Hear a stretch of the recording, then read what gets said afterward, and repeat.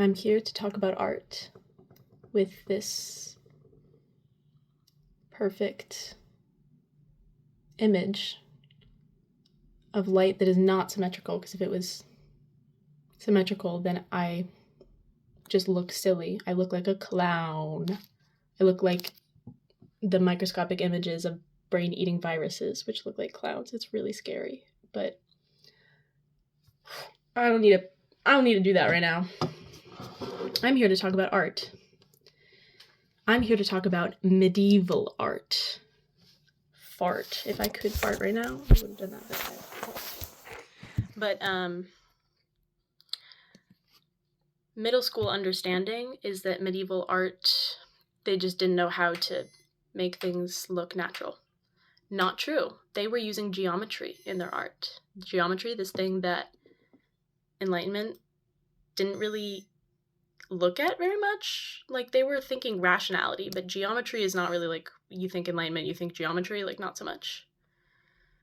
You think Leonardo da Vinci, though, you think geometry. He was a geometry guy, but not nearly as much as forgot his name, so I'm gonna look it up. I've saved it recently, but there's a modern guy he was kind of a modern Renaissance man, and he was a designer and architect who kind of like really brought out the geometry. Responding to the cries of my baby, the light switch. But this modern Renaissance man proves a case when tied to Leonardo da Vinci that there is something of genius that recognizes geometry. And this knowledge was bestowed upon me by a classmate in my technology, religion, future class, whose name I didn't write down and don't remember. But thank you very much for that awesome presentation. And because I can't find the man's name right now, I will write it in. It fell, but it fell musically, so am I sad that it fell? Is it bad that it fell? If it fell to a rhythm. Maybe not to a beat. Maybe it wasn't hypnotic. Maybe hypnotism isn't that good. Maybe we could do better. But a painter that I love, who's low-key, I said I would talk about medieval art, and he might just be Northern Renaissance. And I might just have made the geometry point inaccurately, because I'm not really... me personally, I don't think Enlightenment geometry, but maybe an Enlightenment, someone who studies the Enlightenment would. In any case, it is true of this artist I love in the Northern Renaissance, as it is true for medieval artists, that there's a geometry to the art that determines the size and shape of things. And so what they are imagining in medieval art is an ideal state, because if you're depicting Jesus, you're thinking about an ideal. You're not thinking about using the model of your friend, like the way the birth of Venus, in the future you paint a divine figure, but because you're appropriating that from a religion you don't believe in anymore, from ancient Greece, you can make the birth of Venus Simonetta Vespucci, who's your bestie. She's a cool girl. She's just like standard cool girl, and so she was Aphrodite, modeled pretty directly with correct proportions. With proportions of the art in her body. But that's the thing, is the proportions of the art are not incorrect when they're not modeled off of a body, if that wasn't your model, and their model was geometry.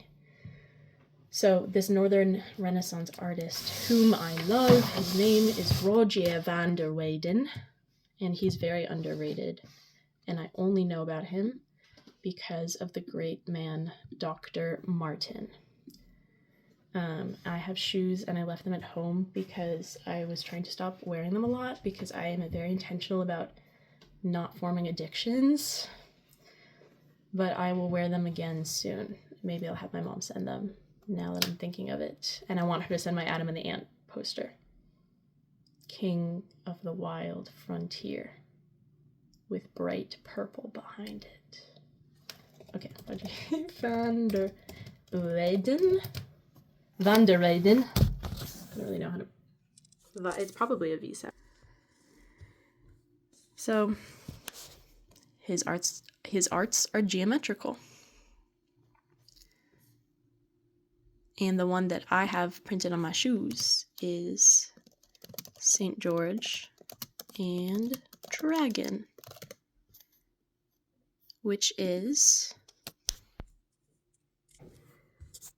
as was analyzed by some random YouTube video that I saw after I bought the shoes, and then I was like, actually, I don't know, when I saw the shoes and I wanted the shoes, and then I was like looking into the art, I found a YouTube video that showed the pentagram that is in it. I'm gonna try to find a clear piece of plastic. Okay, what I found was this Omnipod. This should do just fine. Here is the artwork. Here is a nose. Oh.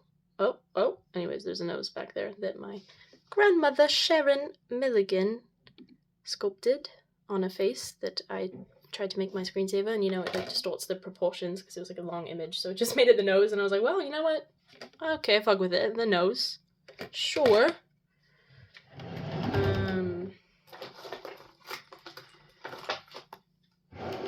Green is not a creative color, but it can be a mathematical color. Which he was... So what I'm trying to say is the medieval people were just doing shit. They were mapping it out in green before they made the art, and we don't recognize that. So I'm drawing a little star, kind of. Pew, pew, pew. Thinking about Sailor Moon. Because I want pew, pew, pew. And because Sailor Moon. I was gonna dye my hair blue to, like Sailor Mercury, because I was like, oh my gosh, I'm entering my Sailor Mercury era. I'm gonna be so, like, smartsy fartsies, because I've done too much not studying. But then I took a quiz online that was like, which sailor are you? And I'm Sailor Venus, which aligns with what I was like, what kind of pretty I am. What kind of pretty I am? What kind of pretty am I? To my boyfriend, and he was like, I feel like you're low-key Sydney Sweeney pretty, you just don't lean into it, like you just do the weird stuff. But then I got Sailor Venus, and I was like, shit, like, I'm still gonna dye my hair, but I made it purple. So anyways, it's pentagonal is the reason that the proportions are distorted in the way that they are.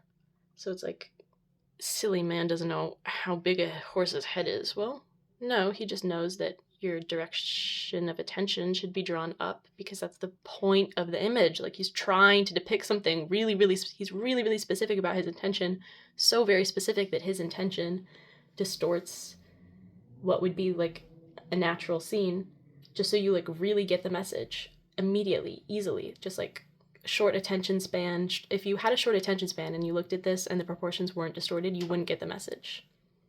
So this is the other thing of, like, I think the attention span things, or people being so upset about it, it's like, okay, it's a good thing that we have short attention spans. It just means that we need better art. We need to be seeing things that communicate really clearly, immediately, directly, brilliantly the message. And his message is, that's the message. And then he's about to spear the dragon. But, like, it's geometrical. It's mathematic. It's not weird. And it can be weird. It's weird and also mathematic. So there you go.